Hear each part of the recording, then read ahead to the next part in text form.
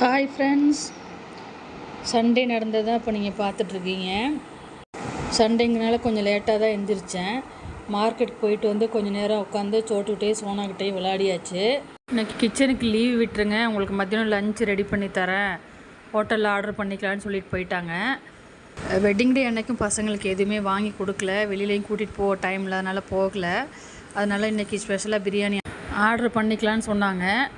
நாங்களும் ஜாலியாக மற்ற வேலையில் கடகடன்னு முடிச்சுட்டு படம் பார்க்கலான்னு சொல்லிவிட்டு நாங்கள் லேப்டாப் ஆன் பண்ணி வச்சுட்டு உட்காந்துட்டோம்.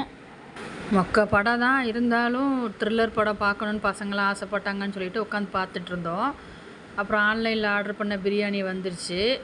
அப்புறம் எல்லோரும் ஒன்றா உட்காந்து சாப்பிட்டோம். 4-5 ஐட்டம் ஆர்டர் பண்ணியிருந்தாங்க. பிரியாணி, ஹைதராபாத் சிக்கன், அப்புறம் பள்ளிப்பாளையம் சிக்கன் சொல்லிவிட்டு 4-5 ஐட்டம் பண்ணியிருந்தாங்க. எல்லாமே மிக்ஸ் பண்ணி சாப்பிட்டோம். அவங்க வரத்துக்கு லேட்டாகவும் நீங்கள் சாப்பிட்ருங்க அப்படின்னாங்க.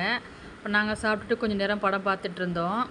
பிரியாணி வந்து டேஸ்ட்டு வேறு லெவலில் இருந்தது. எல்லாமே சூப்பராக இருந்தது. பட் எனக்கு கொஞ்சம் காரமாக இருந்தது.